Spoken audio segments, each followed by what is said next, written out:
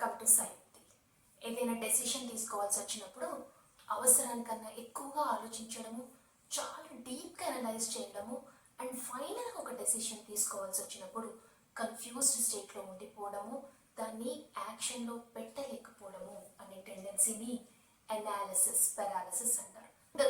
Decision making and ఫైనల్గా ఏది implement చేయలేని ఈ టెండెన్సీని ఓవర్కమ్ కావడానికి 4 సింపుల్ టెక్నిక్స్ మీతో షేర్ చేసుకుంటా.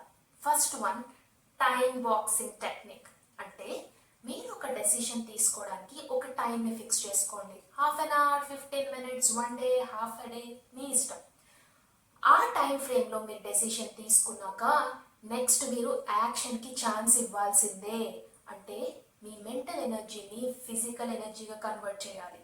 The second technique, good enough decision. ఒక రీజనబుల్ డెసిషన్ 100% పర్ఫెక్ట్ అవ్వక్కర్లేదు. 60 to 70% ఆ డెసిషన్ పర్ఫెక్ట్ ఉంటే చాలు. And that will not give you any risk. And the third one, limit your choices. అంటే మీకు చాలా ఆప్షన్స్ ఉన్నాయనుకోండి, వాటిని 2కో 3కో లిమిట్ చేయండి. దెన్ మీకు ఒకదాన్ని చూస్ చేసుకోవడం చాలా ఈజీ అవుతుంది.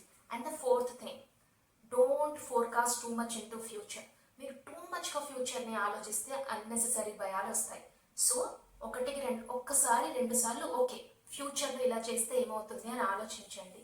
And then if it is really మీరు క్రియేట్ చేసుకునే భయమే అయితే ఓకే మహా అయితే ఏమవుతుంది అని అనుకుని come back, switch off your future, come back to the present and then keep it in action. I hope ఈ 4 టెక్నిక్స్ మీకు యూస్ఫుల్ అవుతాయని. మీలో ఎవరైనా దీనికి కనెక్ట్ అయితే ఈ వీడియో చూడగానే వీటిలో ఏదైనా ఒక టెక్నిక్ని ఇంప్లిమెంట్ చేసే